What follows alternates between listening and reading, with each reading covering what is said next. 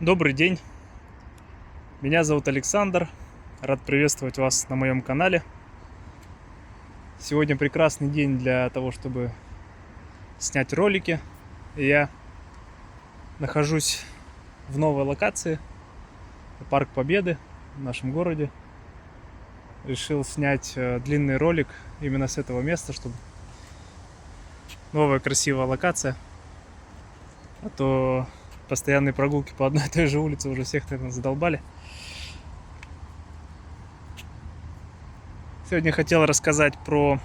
Ролик вообще будет называться «Не совершайте мои ошибки». В нем я буду рассказывать... Я немножко подготовил там. Набросал какие-то пункты. Сейчас попробую их достать. Блокнотик.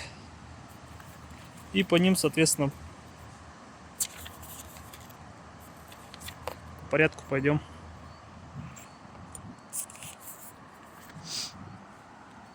Это самое начало парка. Я немного ушел от дороги. Сам вход вот здесь находится.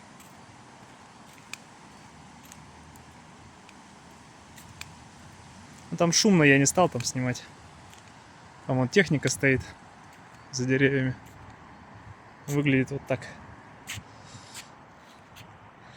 Я, если честно, не помню, был ли я здесь вообще когда-нибудь. Столько лет живу и ни разу в этом парке, наверное, не был.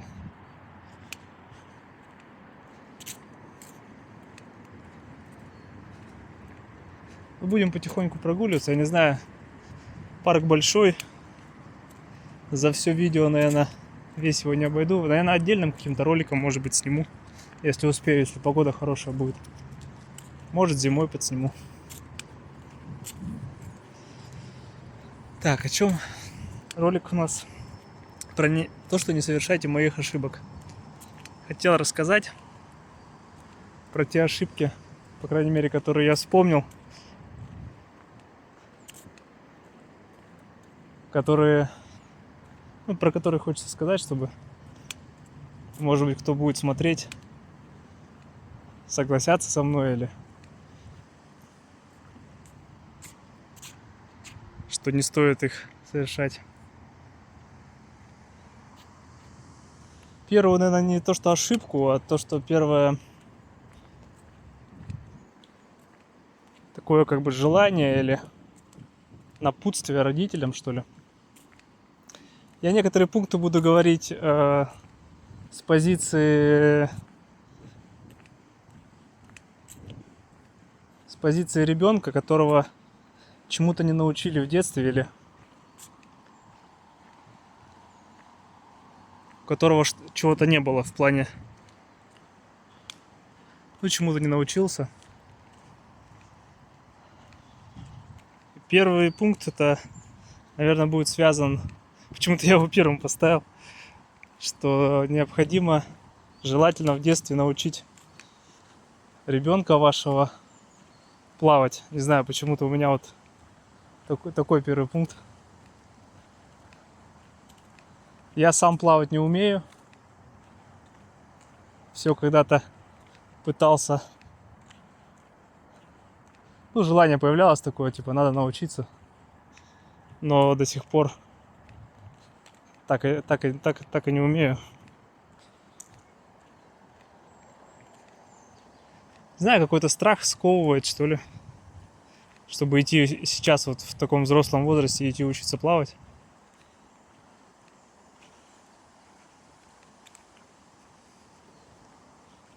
Вот.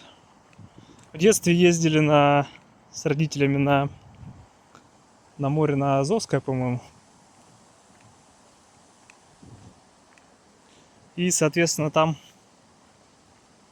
меня только научили нырять. Под воду там что-то дыхание задерживать, но чтобы плавать. Нет, такого не было. Может быть, я сам мало проявлял инициативы. Вообще, конечно, в детстве был мало инициативный ребенок.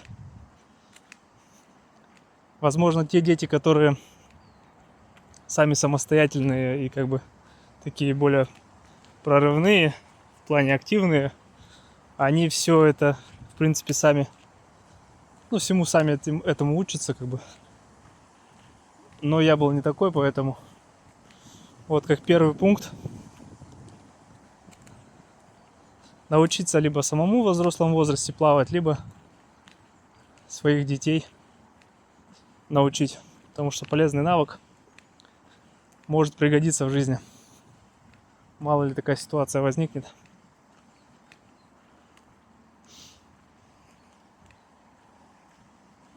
Да, в парке прям супер.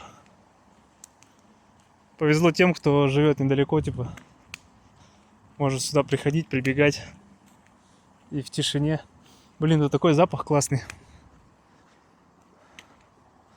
Эти еловые деревья. Супер, конечно. Тем более прекрасная погода.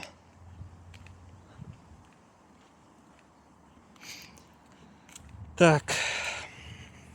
Второй пункт тоже связан с базовыми какими-то навыками. То есть вторая такая как бы ошибка. Моя ошибка, не моя ошибка или родителей.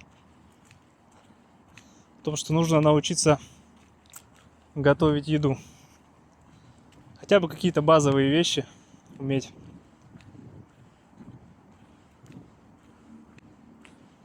Я до взрослого возраста тоже готовить шибко не умел, ну только простые какие-то там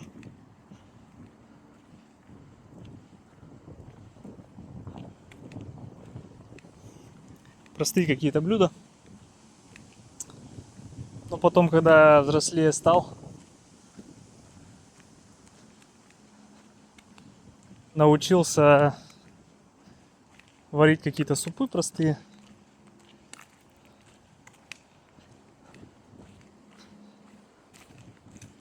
Поэтому, посмотрев на нее, я решила, что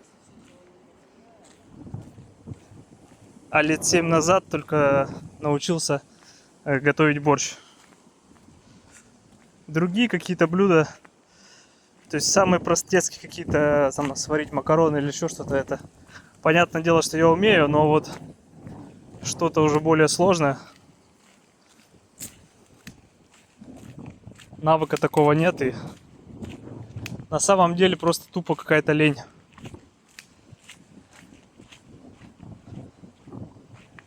Возможно, если бы изначально в детстве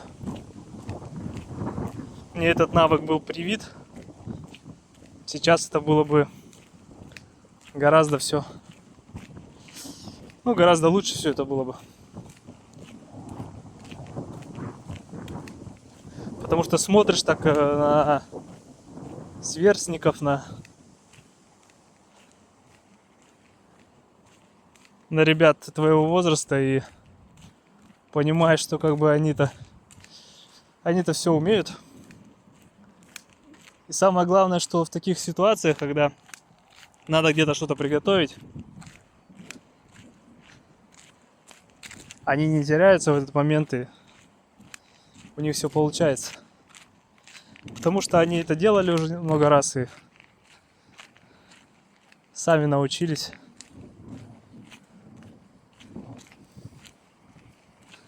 Так что важно научить ребенка готовить, кушать. О, какой тут водоем.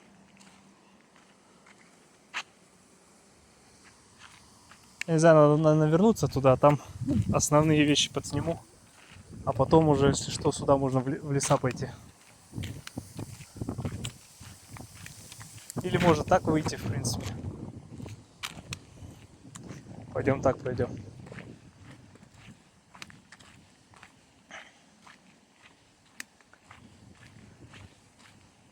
Пока солнце хорошее, можно снимать.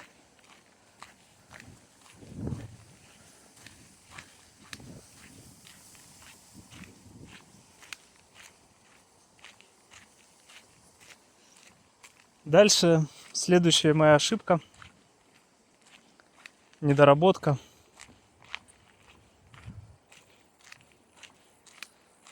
Заключалась в том, ну и как совет вообще всем молодым ребятам, пока вы молоды, учитесь в школе, там, в колледже или в университете, начните заниматься спортом. В плане спорт я имею в виду ОФП какой-нибудь, общую физическую подготовку, чтобы сформировать в молодом возрасте, пока еще организм растет, пока вы сами растете, мышечный каркас, чтобы выглядеть приятно. Потому что я в свое время в школе, ну, не занимался спортом, был такой дохлый, худой, тощий. И как-то почему-то боялся начать. Ребята занимались, там ходили, какие-то качалку, там еще что-то. То есть в школе было все это. В школе были секции, волейбол, баскетбол. Я баскетболом, помню, занимался. У меня мячик даже был. Я на улице жил учитель физкультуры Артур Васильевич, царствие небесное.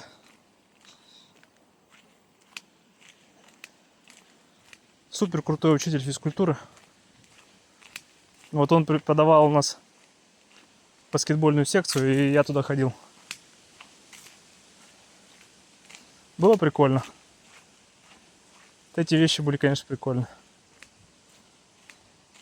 Но также потом, после, чуть постарше, после баскетбольной секции, были разные вот эти секции типа ОФП, а-ля качалки. И туда все ребята ходили практически. А я нет. И там, соответственно, все ребята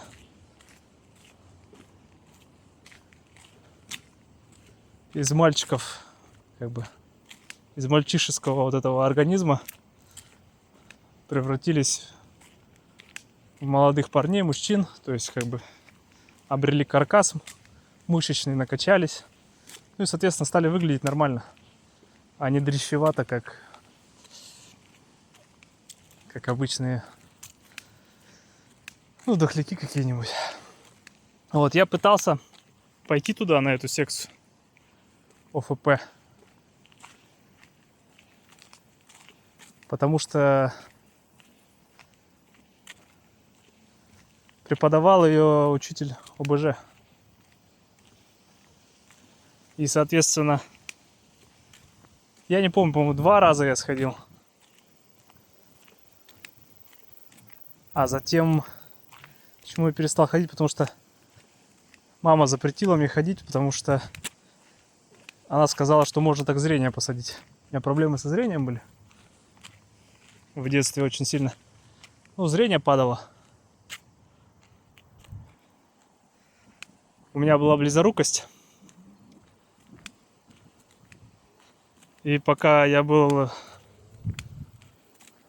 маленький, очень сильно стало и начало расти в подростковом возрасте. У меня очень сильно начало падать зрение. Прогрессирующая близорукость была. Зрение у меня упало до -5 на оба глаза. Вот. Соответственно, я делал склеропластику по пивоваренко на оба глаза, чтобы остановить падение, ну, резкое падение зрения, потому что с чем это связано? Организм растет молодого человека, а глаз и его мышцы глаза не успевают за этим ростом, соответственно, происходит резкое падение зрения, близорукость. И мне, соответственно, вшивали сосуды какие-то там, ну, насколько я понял. Могу ошибаться в этих медицинских всех этих штуках. Если что, в комментариях поправьте, как там правильно все. Ну и то есть под местным наркозом в глаз делали разрезы в 4 местах, туда зашивали какие-то штуки, которые или мышцы, или штуки, которые ускоряют рост мышц. Короче, вот такая вещь. И из-за этого, типа, мама сказала, что не надо ходить на вот эту ОФП-качалку, потому что там тягают, типа, вот эти веса. Ты себе зрение еще сильнее посадишь, короче. И я так слабовольно согласился с ней. Хотя надо было в тот момент настоять, и это было бы круто, потому что потом ребята, которые туда ходили, я прям по ним вижу, что они прям очень хорошо развились. Естественно, и по подтягиваниям, там, и по мышечной массе. И выглядело это круто.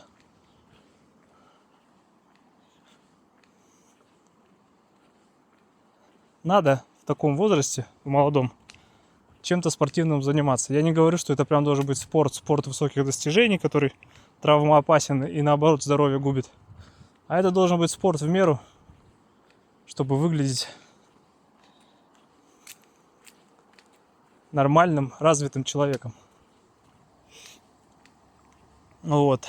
Поэтому такой совет я даю родителям, вообще даю просто ребятам. Занимайтесь спортом, запишитесь куда-нибудь в тренажерку, в качалку. Без фанатизма, но чтобы развиться. Может быть, вы какой-то другой вид спорта выберете, который позволяет, ну, обрести форму и здоровье. Вот такой совет, как бы. Так, следующая, как бы, моя ошибка и тоже совет такой. Старайтесь влюбляться, что ли? Старайтесь влюбляться. Не бойтесь влюбляться, даже так я бы сказал. То есть в детстве у меня было несколько таких влюбленностей. Я насчитал 3, насколько я сейчас так помню, припоминаю, вспоминаю.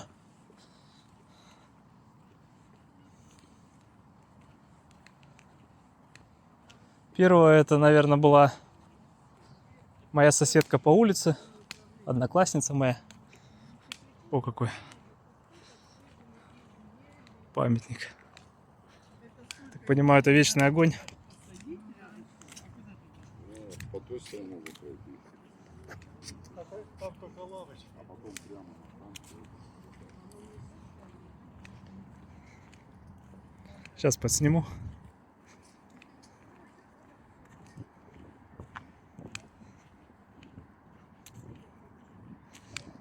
Ну вот.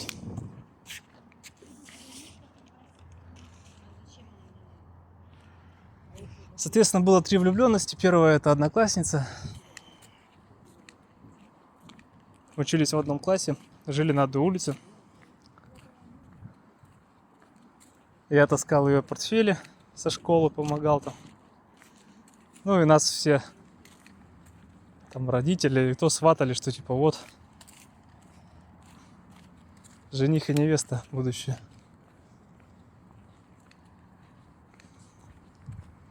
Но я как-то был такой робкий парень. И дальше просто каких-то совместных прогулок и там таскания портфеля это никуда не привело.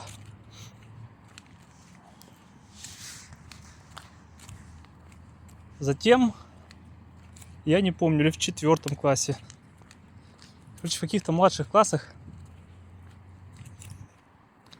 к нашему соседу, соседний, ну, вот, дом частный, приехала из Германии племянница, что ли. Что-то такое. Я уже точно не помню, много лет прошло уже. Блин, такая красивая девчонка была. Ну, я имею в виду на тот момент. Я не знаю сейчас, какая судьба у нее сложилась. И прям что-то у меня в тот момент, когда я ее увидел, что-то прям ёкнуло.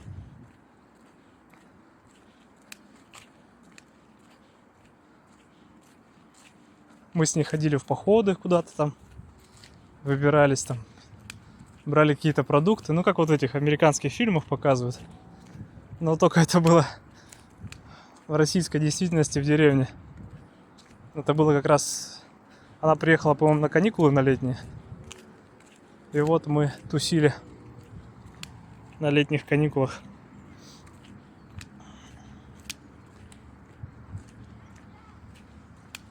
Понятно, что это закончилось ничем, потому что она потом... Ей надо было уехать. И затем прошло где-то, я не знаю сколько. Лет 10, наверное. 11. И она повторно уже приезжала. Когда уже соседей не было. Соседи уехали в Германию. И она приезжала потом. И зачем-то родители сказали, что типа надо вам встретиться. Типа. Хотя мы не виделись 10 лет. То есть мы уже совсем поменялись как люди. И зачем-то родители сказали, что надо типа встретиться там, пообщаться. Не знаю, как это работает. Расскажите, напишите в комментариях. Может, вы понимаете, как эти вещи работают. Когда два человека не виделись 10 лет, какие у них могут быть общие темы для разговоров. Не знаю, как это работает. Ну, по крайней мере, в моем случае это не работало.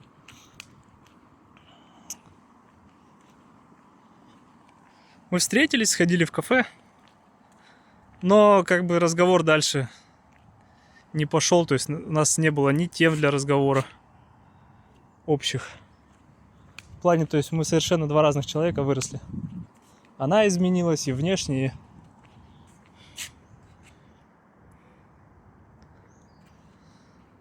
и в принципе вообще и по общению, то есть... Ну, короче, это тоже ни к чему как бы не привело.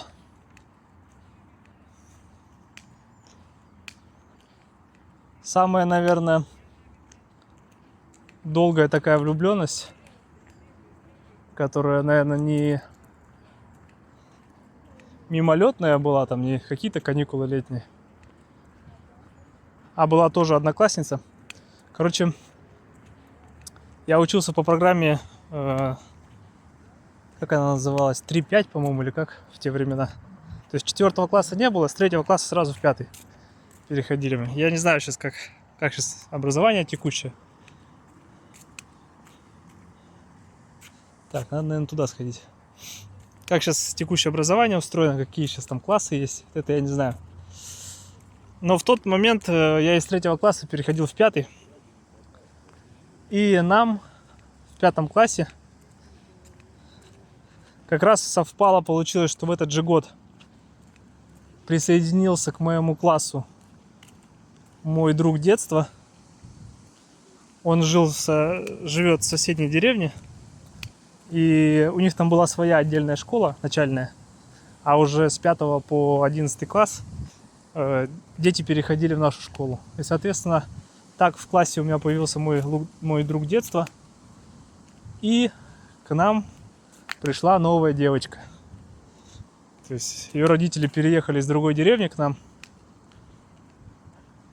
И с 1 сентября она пришла к нам в класс. И, конечно, я прям сразу, я не знаю, как это правильно называется, не втюрился.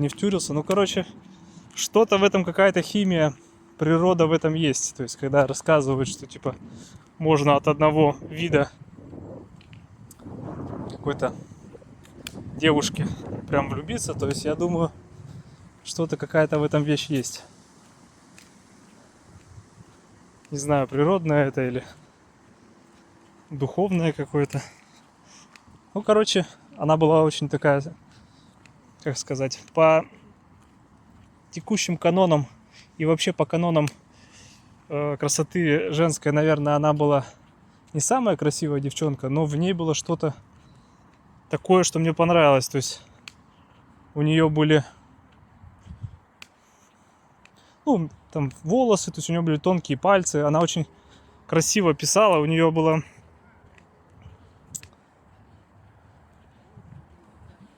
был прикольный такой навык, не навык, а умение, то есть она очень красиво писала гелевыми ручками, то есть у нее был набор гелевых ручек там разноцветных, и она прям Очень красиво. Каллиграфически своими тонкими пальцами там красиво она вот все это писала, разные слова там, ну вот это все подписывала там. Мне нравилось прям сидеть и смотреть, как она делает. Я не помню, мы вместе сидели за одной партой или нет. Уже сейчас столько времени прошло, что я вот это не помню. Вот, и, соответственно, мы с ней начали дружить.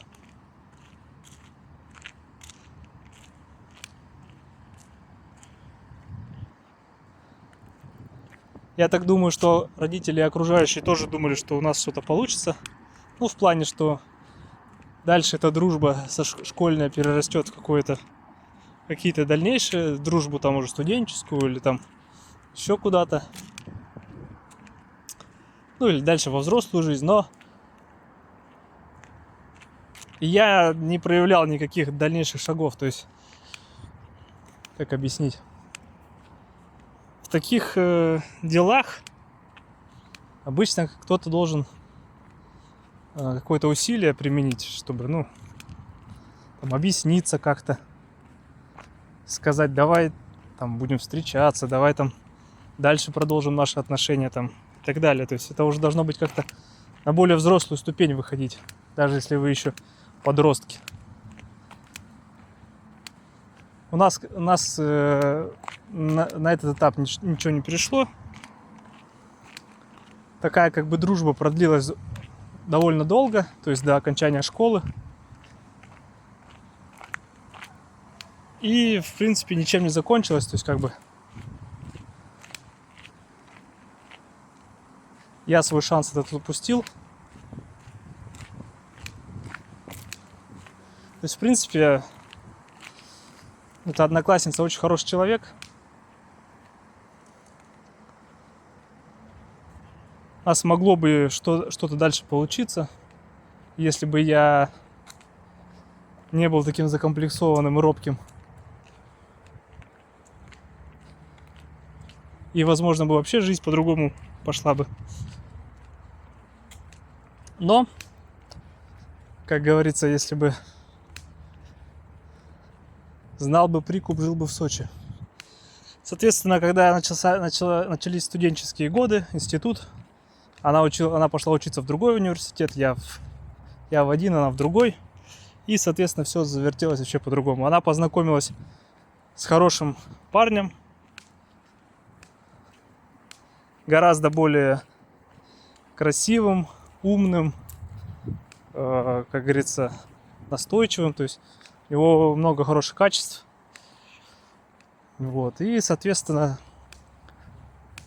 они начали встречаться и прожили вместе, не расписываясь, много лет.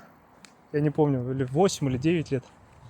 Соответственно, уже институт закончился, дальше уже там они начали жить. Я к ним приезжал периодически.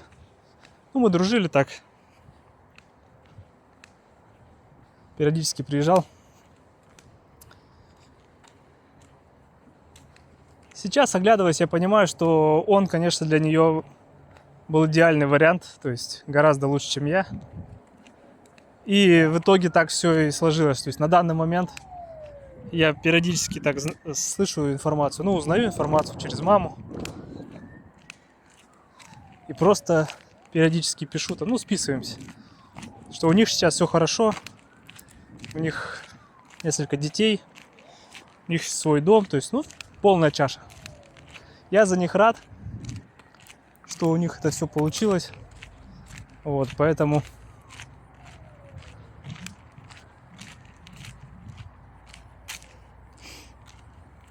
Поэтому как бы так вот я к чему это все веду, что, ребята, будьте более смелыми, не упускайте возможности, особенно в таких делах, как любовь, отношения. То есть, если чувствуете, что человек ваш, проявите настойчивость. То есть, никто за вас в этом мире ничего делать не будет.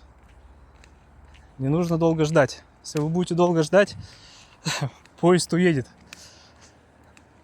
И жизнь может вообще кардинально измениться.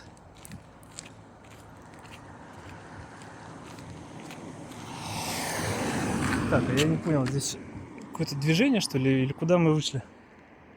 Может, обратно пойду, там еще поснимаю.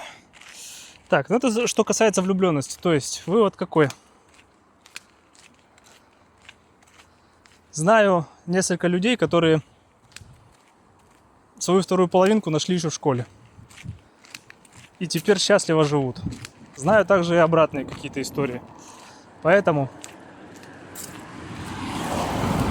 не робейте. Если вам нравится девушка какая-то, вы в ней видите хорошего, надежного партнера по жизни, вы сходитесь там во многих вещах, не обязательно сходиться во всех.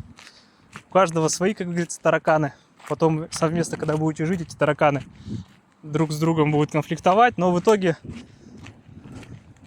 какое-то количество общих качеств должно у вас быть одинаковым. То есть чувство юмора, там, я не знаю, обязательно там. Еще какие-то вещи. Вот. То не стесняйтесь. Объясняйтесь таким людям в чувствах. Предлагайте переходить на новый уровень отношений. Желаю вам, чтобы у вас хоть раз в жизни была такая влюбленность или были такие отношения, которые потом переросли, ну, в семейные отношения. То есть желаю вам счастья всем, ребят. Не упускайте момент. Так, следующая ошибка, которую я делал. Вот теперь кардинально другое тоже про детей. Пятая ошибка моя. Пятая моя недоработка, наверное, родителей. Или моя просто трусость. Имею в виду про управление транспортным средством. То есть важно с раннего детства научить ребенка или хотя бы привить ему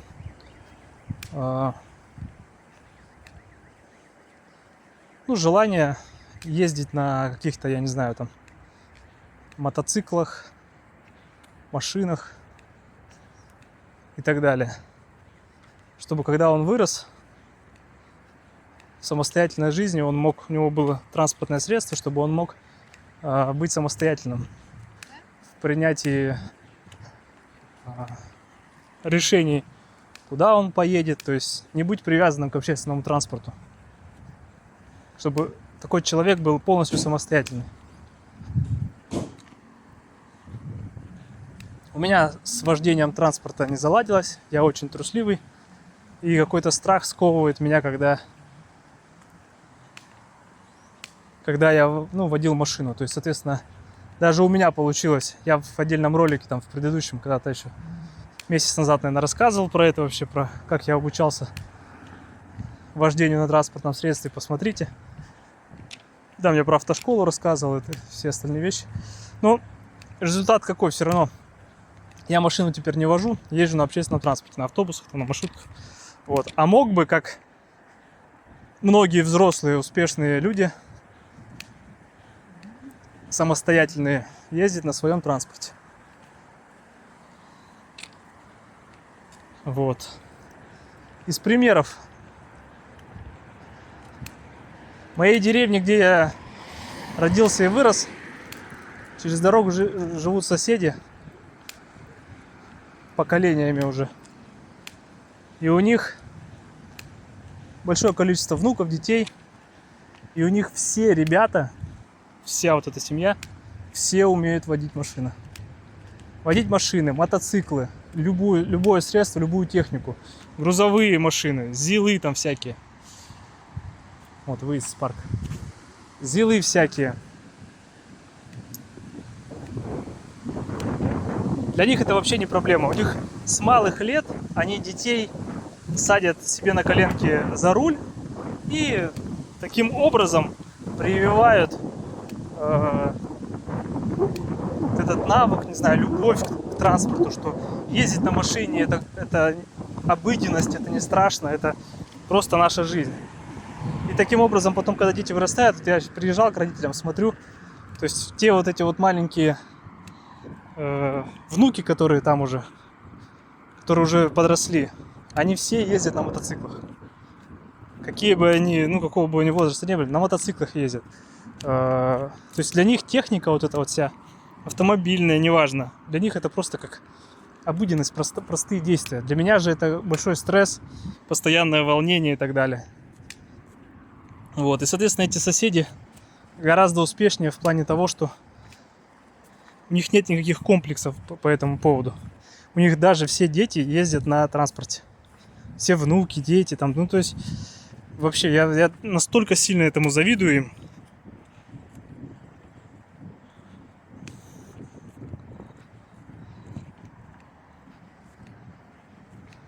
Поэтому советую всем, приучайте детей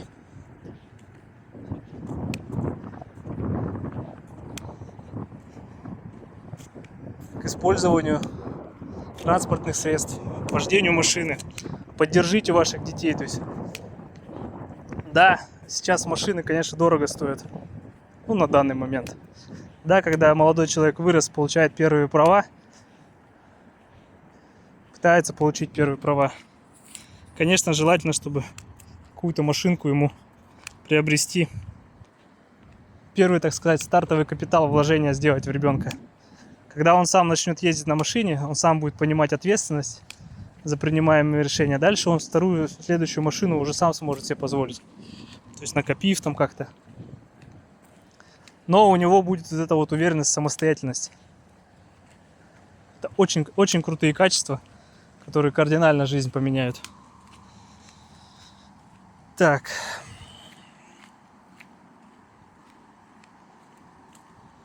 Следующий пункт, 1 или 2, скорее всего, будет. Я основываю на видео, которое посмотрел на канале моей подписчицы Екатерины, в котором она рассказывала, как пытается сейчас сына устроить на обучение в колледж, она, по-моему, рассказывала, да, на простые специальности, на простую специальность, то есть, как объяснить, не нужно будет что-то руками делать, то есть самое классное мужские профессии, то есть вот эти вот, которые самые востребованные на данный момент и высокооплачиваемые, то есть ручной труд на данный момент в России и в мире вообще, то есть этот тренд идет в США, скорее всего, где услуги мастеров стоят просто каких-то космических денег.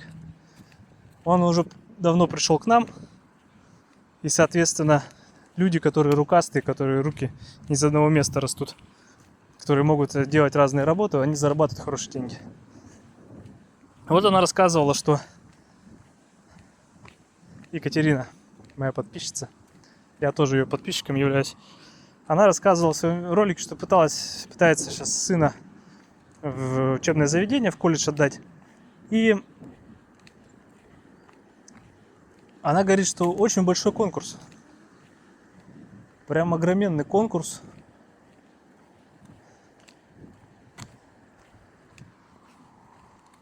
То есть молодежь прям массово идет в колледжи. То есть не хотят ребята учиться. То есть сейчас современная молодежь такая уже самостоятельная в принятии, в выборе решений. Не хочет учиться в школе, идут сразу же, пытаются в колледж идти. И вот она говорит, что очень большое количество, конкуренция большая, то есть очень много людей хотят идти на простые рабочие специальности.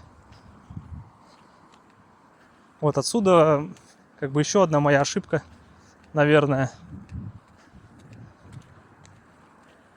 что надо было идти в колледж, а потом уже в институт. А не так, как я сделал, то есть мне сказали, надо идти в универ, и уже там я типа...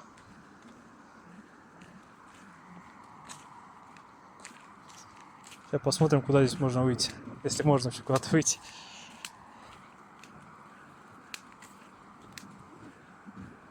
Но тут прям какие-то одни эти камыши какие-то.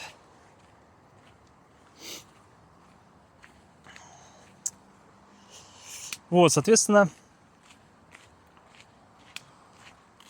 если бы я пошел в колледж и выучил какую-то бы специальность, которая, ну, просто делает из парня настоящего мужчину, который может руками что-то делать, это был бы огромный плюс в моей жизни. А получилось так, что я к своим годам, то есть совет какой родителям? Узнавайте стремления ваших детей. Понятное дело, что они никуда не хотят, ничего не хотят сейчас современные, наверное. Да и я такой же был, то есть я не знал, что я хочу. Меня засунули просто в университет, и по итогу я не работаю по специальности. Наверное, сейчас тоже много таких детей, которые не знают, что хотят. Соответственно, совет такой, что узнать у ребенка, ну так, посмотреть, что ему нравится, какая профессия нравится, чтобы направить его и помочь ему. Желательно, чтобы это были какие-то начальные рабочие профессии, в которых человек может получить базовую какую-то профессию. Потом он может дальше, понятное дело, научиться чему-то другому и работать не по специальности первой, но у него будут вот эти навыки, которые всегда помогут ему там копейку заработать. То есть человек нигде не пропадет никогда, особенно мужчина, например. Ну, я с позиции мужчин говорю, например. То есть рукастые мужики никогда не пропадут. И они всегда нужны. И девчонки всегда, девушки, гораздо больше будут выбирать такого мужчину, который умеет делать все руками. Вот такой совет. Дальше следующие ошибки, которые у меня были, которые, наверное, родители совершали, которые очень сильно мне сейчас мешают. Это проблема, когда не дают ребенку совершать ошибки.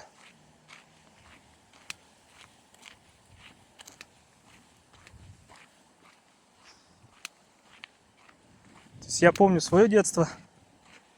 Все решения, которые надо было принимать, принимал не я. То есть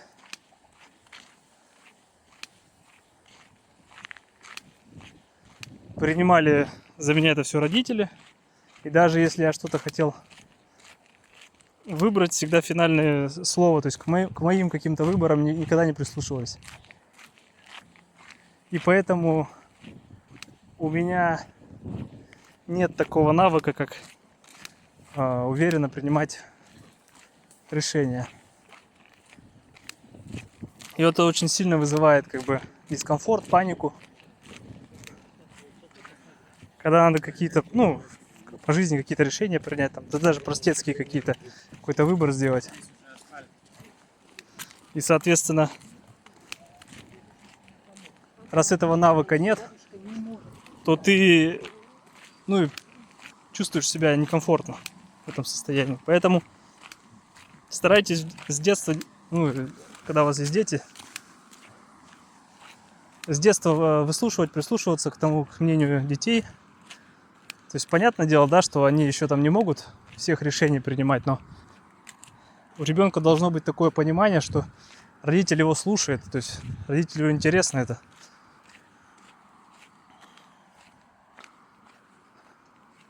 И он как-то может влиять своим, пускай даже детским восприятием.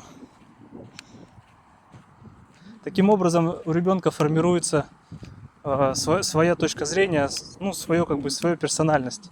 То есть он становится не какой-то бесформенной амебой, безвольной, а у него какие-то есть свои стержни, свои какие-то убеждения, основанные на своем опыте принятия решений, а не на опыте принятия решений родителей. Вот, поэтому такой совет.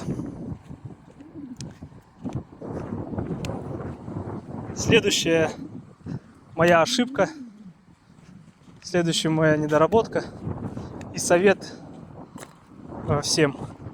Как можно раньше найдите своего стоматолога.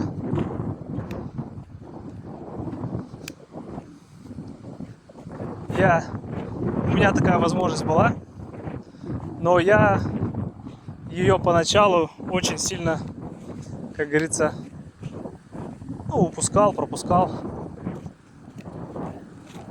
И это в итоге привело к тому, что у меня развалился один зуб. Я больше, наверное, 6 лет. Попробуем сейчас туда подняться. Я более 6 лет не ходил к стоматологу, к зубному. Боялся. Потому что в детстве еще ходил в эти советские стоматологии, в которых было все очень страшно, крики. И вот эта вот машинка советская, зубная, которая... Короче, из-за страха в детстве, боязни боли и так далее, я несколько лет не посещал зубного доктора, стоматолога. И таким образом, ну, это все привело к тому, что у меня просто в какой-то момент в декабре, под самый Новый год, отвалился кусок зуба. И мне пришлось срочно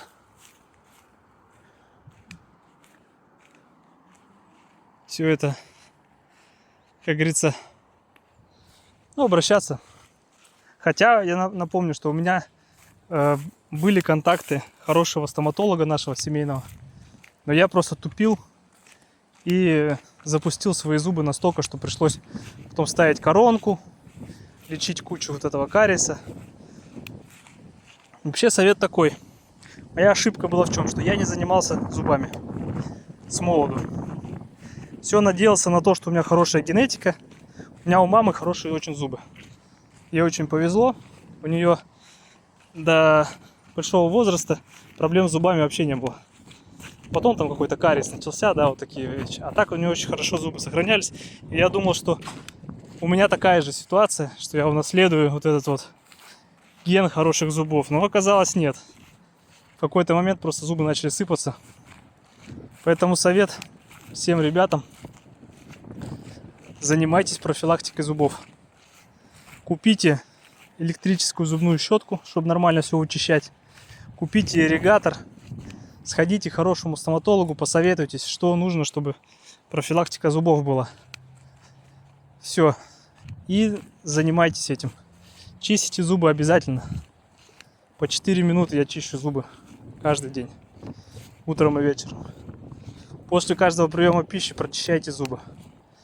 Чем меньше вы оставите пищи для бактерий на вот этих, на десневых каналах, где зубы, тем дольше у вас зубы будут сохраняться. Понятное дело, что если у вас плохая наследственность, и я знаю такие случаи у меня, у знакомых, у кого зубы вообще там чуть ли не к 30 годам полностью зубы выпали, им пришлось вставлять все. Есть такие заболевания, да, которые, ну, тут ты зубной щеткой, просто профилактикой ничего не исправишь. Но в общем и целом должно сохраняться, ну, нужно зубы свои сохранять как можно дольше, свои настоящие. Многие люди стремятся побыстрее коронки вставить, но это так настолько, не знаю, глупо, что ли. Импланты поскорее вставить. Зачем, если у вас природа дала вам свои хорошие зубки?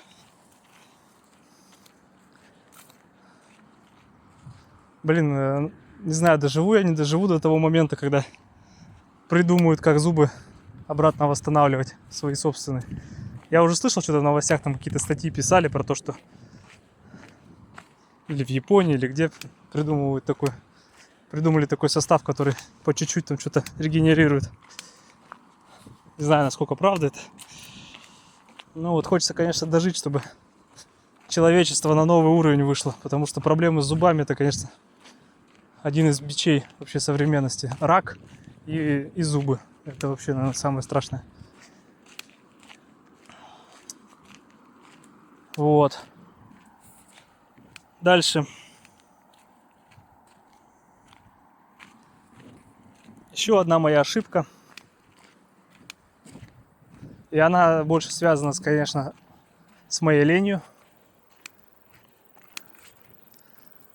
это не использовать возможности по подработке. То есть у меня всю жизнь была низкая зарплата, маленькая.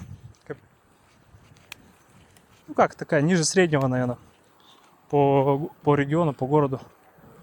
И я никогда не использовал возможности подработок. Хотя мои знакомые, ну вот с прошлой работы, например, начальник у меня,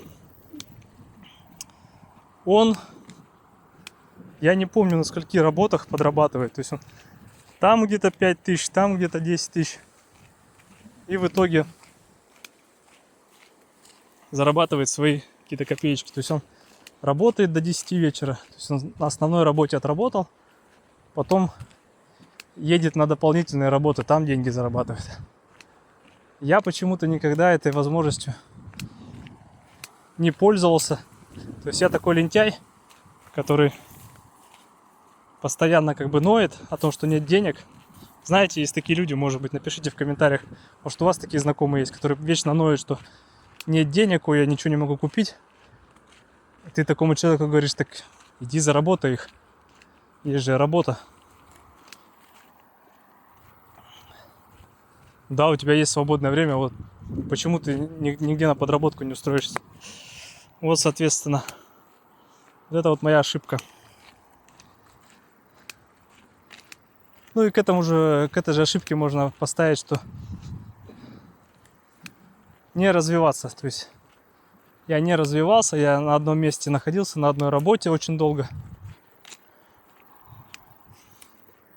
Это потом уже в последние годы вот у меня в программировании меня стрельнуло, потому что из-за какой-то безысходности организм меня сам начал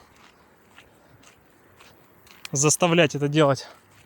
Потому что я понял, что чем старше я буду становиться, тем нахождение на этой точке, на которой я был, я просто в ничто превращусь. И в итоге я не смогу никуда ни по зарплате устроиться выше, ни... И проживу жизнь вот такую вот скучную, неинтересную, несчастную.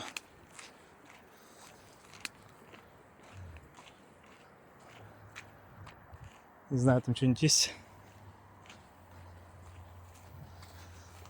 Вот, поэтому, если есть возможность, ребята, используйте подработки. Либо потом конвертируйте зарплату с подработок в одну большую хорошую работу. То есть вообще как бы, в принципе, как хорошо сделать?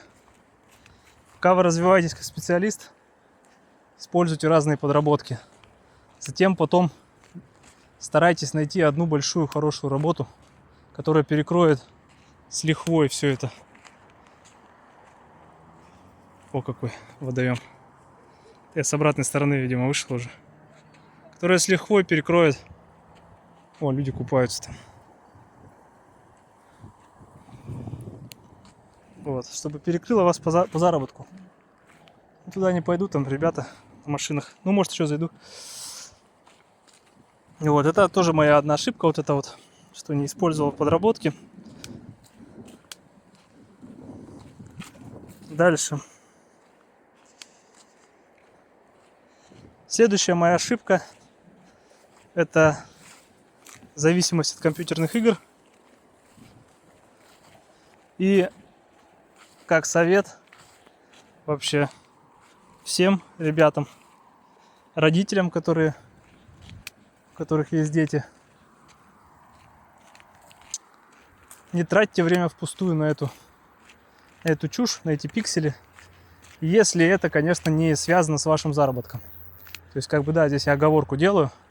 Есть успешные какие-то кейсы, есть успешные люди, которые на какой-то игровой индустрии, на обзорах, там, на, не знаю, на прохождении, на еще что-то. Но это в последние вот годы. Могут себя обеспечить. То есть жизнь себе обеспечить, да. Тут я согласен, как бы. Но просто сидеть, играться сутками напролет, как это делал я, это была огромнейшая моя ошибка. Я не очень сильно жалею. То есть я 10 лет потратил на все эти игрульки. За эти 10 лет я уже мог бы быть senior Java разработчиком с хорошей зарплатой. Совершенно другая жизнь была бы. Очень сильно жалею. Года упустил. И самое главное, что эти года в молодости упустил. Если бы эти года были там после 40, например, то это еще ладно. А я как раз самое продуктивное время пропустил, когда человек становится профессионалом, растет максимально, чтобы запрыгнуть на хорошую зарплату, на хорошую работу. Вот. Поэтому такой как бы совет. Не совершайте мою ошибку. Как можно скорее бросайте, пытайтесь вылезти из этой зависимости. Мне много кто говорил, родители говорили, знакомые, друзья. Типа, Саша, завязывай с этой штукой, это просто тебя как бы, ну... в этом нет смысла. То есть это пустая трата времени, это прожигание жизни. Я это все слышал, я говорил, да отстаньте от меня, я буду играть всю жизнь, буду играть столько, сколько захочу. И в итоге все это закончилось в 30 лет у меня.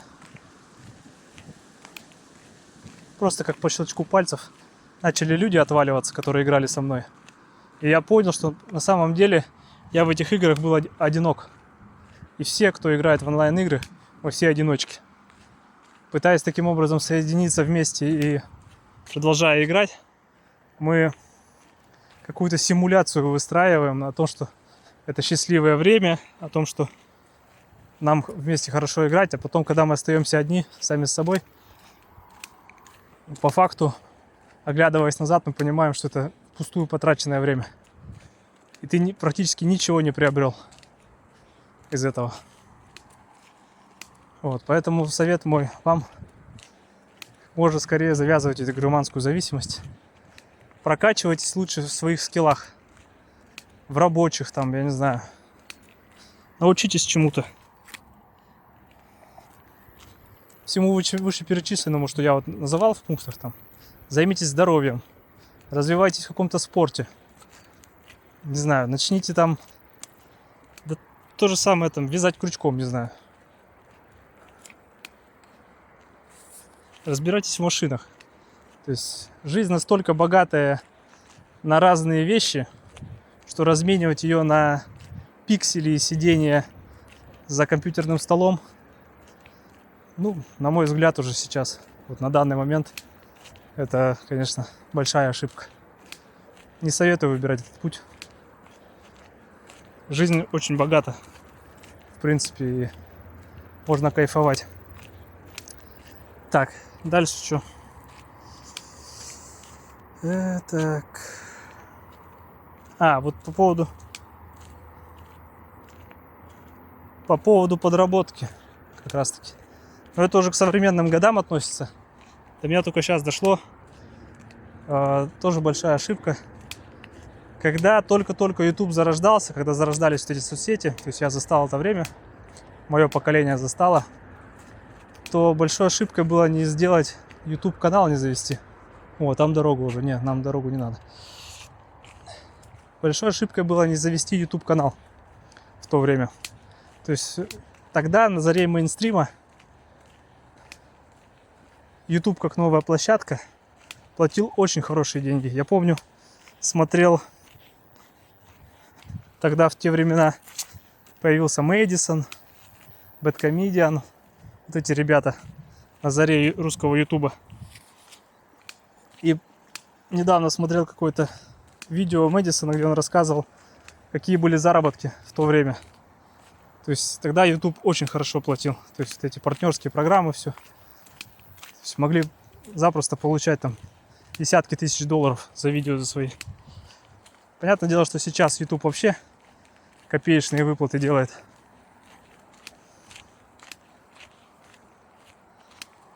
И пытается сейчас вот правила поменять новые, там, что для новой монетизации надо, увеличились пороги в 2 раза. И надо постоянно поддерживать канал, чтобы он, какая-то активность была. То есть старый добрый тот YouTube, который был когда-то на заре там 10-х годов, его уже не будет никогда. Вот, поэтому совет всем: если вы чувствуете под собой, что вы можете что-то рассказать, людям просто, какие-то, может, ролики, может быть, у вас какие-то мнения на какие-то вещи есть, начните вести соцсети. Развивайте себя как личный бренд. становитесь профессионалом и монетизируйте свой контент. Да, это будет долго, ну, по крайней мере, вот у меня пока еще это не получилось. Но я в процессе иду по этому пути, потому что я недавно только на него пришел. Хотя мысли об этом были черт знает когда еще. Вот, а вы попробуйте, начинайте тоже. Возможно, у вас какие-то темы будут для обсуждения, которые выстрелят очень хорошо.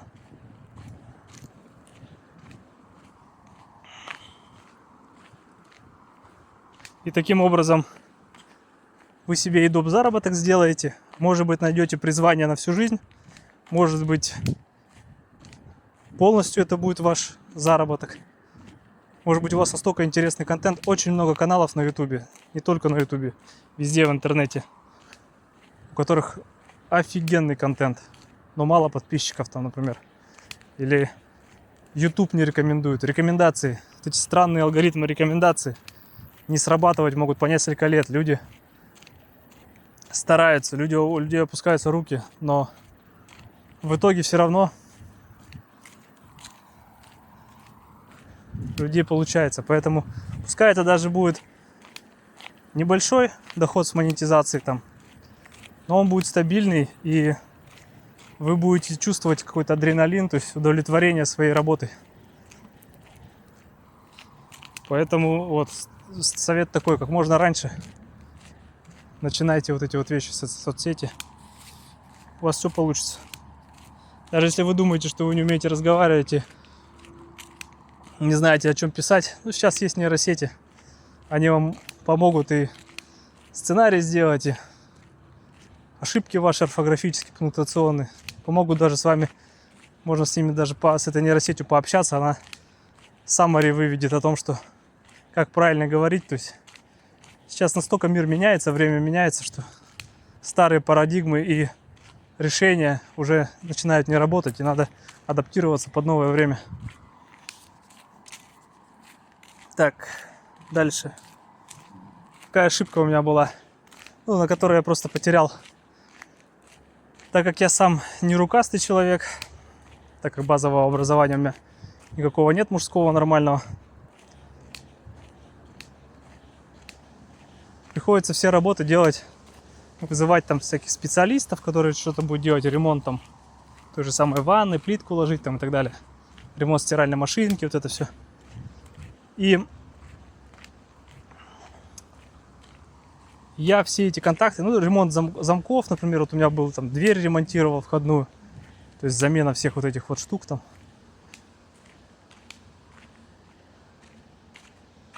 Я всегда вызывал каких-то мастеров, и почему-то мне в голову не приходила идея, что эти контакты нужно сохранять. То есть контакты хороших мастеров, которые тебе уже что-то сделали, тебе понравилась их работа, их нужно где-то в какой-то таблице, не знаю где там, я, например, в таблице, где-то это надо вести и сохранять, потому что мало ли по жизни может это пригодиться. И я в какой-то момент это начал делать только вот, наверное, год назад. Для меня это было вообще не очевидно. Какие-то тропинки, куда они ведут, интересно. Для меня это было абсолютно не очевидно. И как мне недавно пригодилась эта штука, эта таблица с контактами. Родственница делала стиральную машинку год назад. Ну и, соответственно, мне этот контакт дала. Я у нее спросил, говорю. Ну, она мне рассказала, что ей там делали подшипники, меняли что-то еще там в стиральной машинке. Я говорю, дай контакты, я себе оставлю, запишу. Записал. Проходит почти год, и она мне пишет: у меня что-то машинка опять застучала. Ты не помнишь, кто мне ремонтировал и в какую дату? Я говорю, конечно помню. Открываю таблицу, у меня там записано, что такого-то числа такой-то такой-то мастер с такими-то такими-то контактами ремонтировал стиральную машину у моей тети. И, соответственно, контакт есть у меня, и я готов помочь обратно, поделиться. Держите такой бесплатный лайфхак, ребята. Не надейтесь на телефоны, там, на записные книжки. Где-то в электронном виде все это храните. Вот такая ошибка у меня была. Так. Еще один из советов, я не знаю, ошибка это моя или не ошибка, один из советов: начните вести учет расходов своих. То есть очень много денег тратится на всякую фигню. Вы это не понимаете, пока строго не следите за тем, что куда потратилось. Как только вы начнете отслеживать все это, вы увидите, что куча денег уходит на всякую ерунду. И, соответственно, можно все это нивелировать и сохранить большое количество денег. Конечно, в моем случае это не до конца работает, то есть я начал фиксировать расходы, но как покупал какую-то фигню, так и покупаю, поэтому у меня это не на 100% пока что все это работает, но я хотя бы веду учет расходов, хотя бы уже с чего-то начал. Начните и вы, то есть есть какие-то специальные разные приложения, есть просто можно табличку ввести, там сделать в Google таблицах. У меня, например, такая, то есть я до сих пор 7 лет пытаюсь, хочу сделать какое-то приложение, запрограммировать. Уже прошла эра, когда искусственный интеллект появился, когда можно навайп-кодить это приложение за час. Я все равно, мне настолько лень, что я не могу даже, короче, вот так вот. Главная моя проблема, главная ошибка — это лень. Наверное, надо было про нее первую рассказать. Вот. Иначе бы я уже все предыдущие пункты бы уже были сделаны у меня нормально. Как сказал мне знакомый: хватит ныть, Саша, просто иди работай. Ты просто ленишься идти работать. Вот. Учет расходов, да. Ведите учет расходов, вы сразу же увидите, что, куда у вас уходит. Соответственно, вы можете это отсечь и деньги перенаправлять на нужные вам вещи. Так, следующая моя ошибка. Наверное, она многим будет, у многих откликнется, многим знакома. Перестаньте есть много мучного и вообще есть мучное. И откажитесь от сладкого, от сладости вообще. Я до 27 лет был очень худым. И, соответственно, с весом у меня никаких проблем не было. Никакого живота, ничего не было. Все было хорошо. Потом, после 27 лет, резко как будто что-то переменилось. Я резко начал набирать вес. Максимум, сколько я набрал, это было 85 килограмм, по-моему.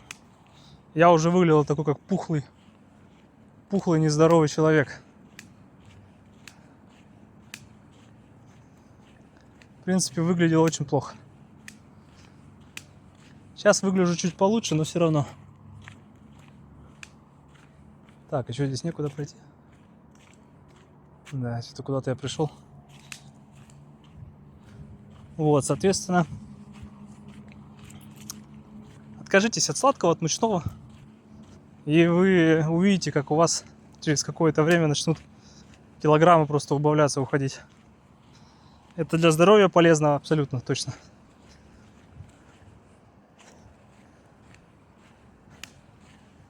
Вот такой совет.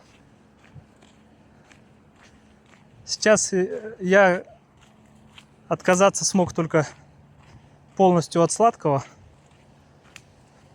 Но булки периодически, конечно, еще не могу себя это... Ну вот последние, наверное, несколько недель, месяца полностью отказался. А до этого каждый день заходил за какой-то булкой, за какими-то булочками там, и все это постоянно ел. Соответственно, все это откладывается на животе, и здоровенный живот. Так, здесь тоже закрыто. Возвращаемся.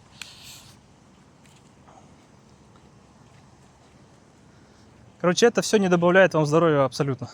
И чем старше вы становитесь, тем хуже вам будет с этим. Поэтому мой совет: не совершайте мою ошибку. Завязывайте со сладким, с сахаром особенно, со всякими мороженками, пироженками и так далее. Вы потом скажете спасибо. Так, Ну, следующий пункт, следующий, который идет вдогонку тому, что не есть сладкое и мучное, это вообще не есть перед сном. Как говорят, что после 6 кушать лучше не стоит, потому что все это будет откладываться у вас. Да, это сложно делать. У меня тоже это до сих пор не получается, хотя надо. Я одно время пытался, когда ходил в зал, пытался следовать этому и покупал себе какие-то просто морковки маленькие, чтобы типа вечером, когда если совсем кушать хочется, то есть просто перекусить морковку, которая абсолютно ничего не несет в плане каких-то ущерб здоровью, но позволяет как будто организм обмануть. Ты как будто что-то положил в желудок, но по факту оно вреда тебе не нанесет. Можно также тоже делать какие-то себе небольшие перекусы, которые не откладываться потом не будет у вас на боках, нигде на животе. Вы толстеть не будете. Просто что-то легкое какое-то, что не несет в себе никаких калорий. Просто таким образом обманывая организм,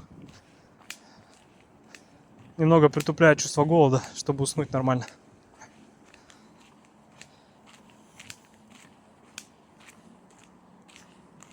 Так, следующая ошибка моя.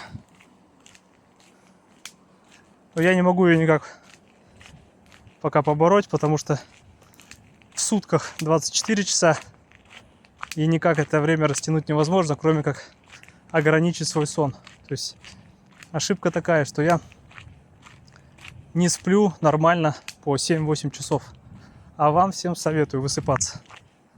Один из залогов хорошей продуктивности и здоровья – это полноценный сон, когда организм будет восстанавливаться, умственные способности, то есть мозг отдыхать будет.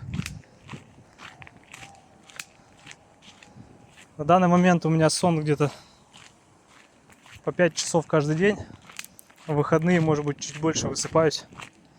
А все почему? Потому что не хватает времени сделать дела, какие-то там курсы на работе или работу. Не все успеваешь в рабочее время, приходится дорабатывать, где-то что-то доделывать.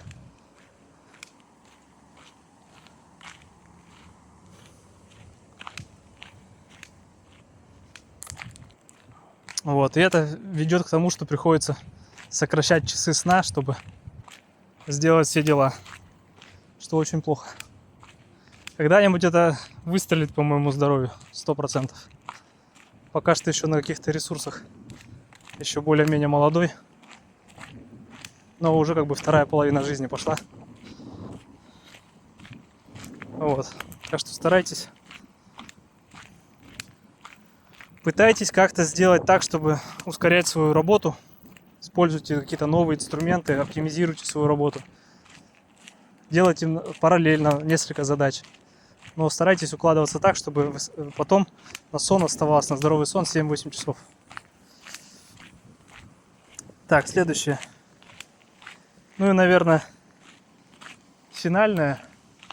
Возможно, еще потом будут какие-то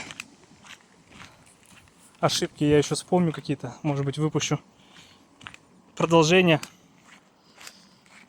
О, уже рука занемела снимать такой длинный ролик. Значит, последнее, финальное. Бросайте вредные привычки. То есть, у меня какие-то советы все про здоровье. Последние все. Я в свое время много курил. Пить сильно не пил, но тоже баловался там всякими вот этими спиртными напитками. Ну, немного, конечно, потому что не умею правильно пить. То есть сразу же интоксикация наступает. То есть, видимо, такой организм у меня, и слава богу. Вот. А курил, наверное, все студенческие годы. Научили меня в конце школы, в конце 10 класса, что ли. На даче, я помню, мы поехали к однокласснику на даче. И там, соответственно,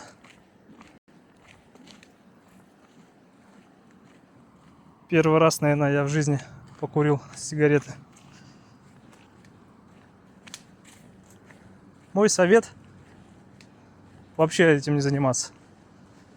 То есть рано или поздно, если вы начнете употреблять алкоголь или курение, курить сигареты, вот это все, рано или поздно до вас все равно дойдет, что надо с этим завязать будет.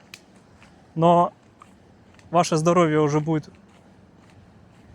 все похерено, так сказать.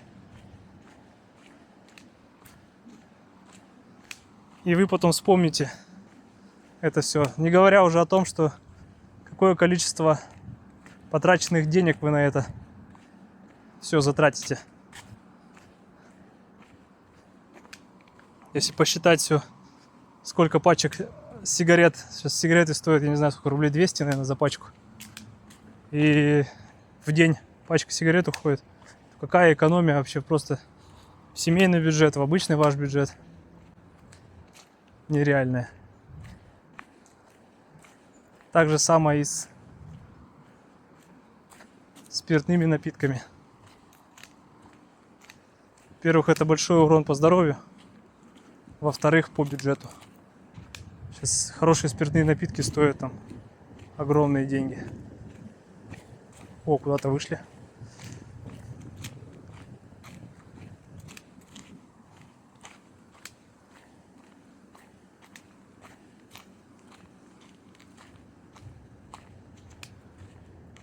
Ух ты, какой тут прикольный пляж. О, человек там. Только смогу спуститься. Опа. О, люди рыбачат. Что, надо, наверное, воду потрогать.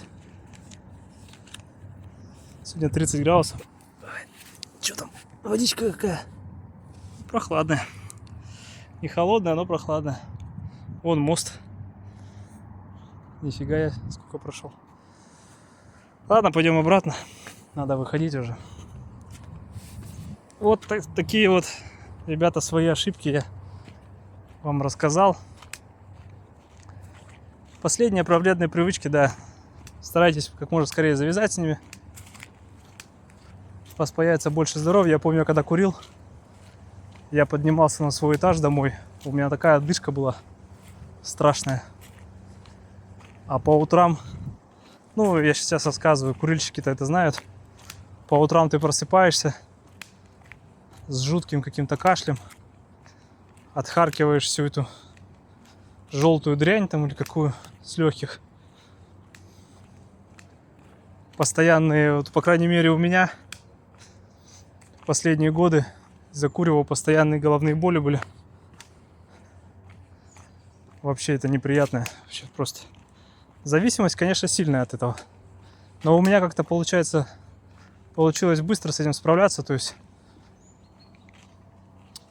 я, ну, вообще так, видишь, общаешься с другими людьми, говорю, что не бросаешь? Он говорит, не могу бросить зависимость. Я говорю, в смысле зависимость? Я, например, быстро бросаю. То есть просто в один день говоришь себе, все, я больше не курю. Выкидываешь пачку, выкидываешь зажигалку, все, и больше. И главное перетерпеть, ну, в моем случае, перетерпеть 2 недели, и все. Терпишь 2 недели, в этот момент организм тебя внутри психологически подталкивает купить сигареты. Он тебе сигнализирует, что вот, какая-то стрессовая ситуация, надо срочно покурить. Или ты идешь мимо магазина или табачного ларька, и тебе внутри какой-то голос говорит, зайди купи сигарет. То есть у меня вот такие, например, были. То есть это на самом деле очень сильная психологическая зависимость. И поэтому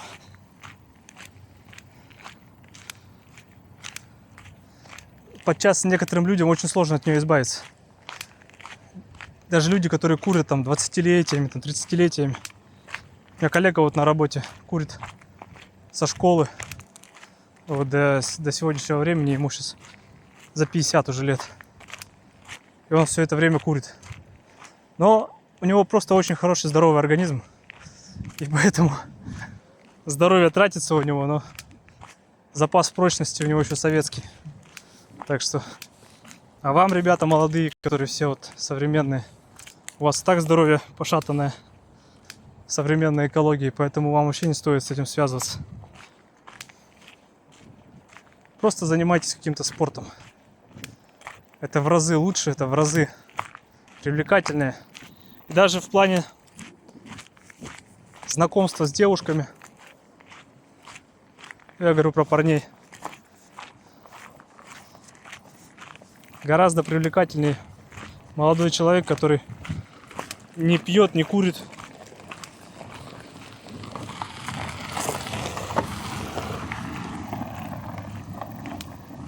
а взрослые женщины гораздо чаще, до 100% выберут не пьющего мужика, потому что у нас в стране, да и мне кажется, не только у нас, это проблема, что мужики пьянствуют. Просто бич какой-то современности. Мужики пьют, и за этим потом следует и семейные все насилия, и вот это все. Одно тянет за другое по цепочке. И все это мерзко и неправильно, я считаю. Вот, поэтому будьте здоровыми людьми, развивайтесь свои хардскиллы, софтскиллы. Не засиживайтесь на одном месте. Я так не конкретно говорю там про работу или про место, где вы живете, а просто что старайтесь раз в какое-то время менять какие-то свои увлечения, пробовать что-то новое. Даже если у вас не получится что-то, вы всегда будете знать, что вы попробовали. Вот. Если еще вспомню какие-то свои ошибки, которые хочу поделиться с вами и от них сделать совет, ну, то запишу ролик. А так, спасибо, что смотрите мои видео. Подписывайтесь на канал, ставьте обязательно лайки, пишите комментарии, что вы думаете по поводу этих советов, по поводу моих ошибок. Какие вы совершали ошибки, о чем жалеете. Вот. Задавайте вопросы в комментариях. Постараюсь отвечать на наиболее интересные, ну, хорошие вопросы, я имею в виду, а не просто там какие-то оскорбления. Оскорбления, приколы, там какие-то подколки. Не особо как бы нравится. Старайтесь по конструктиву писать. Ладно. Спасибо еще раз большое вам за просмотр. Всего доброго, друзья. Было приятно с вами прогуляться, пообщаться. До скорых встреч, до свидания.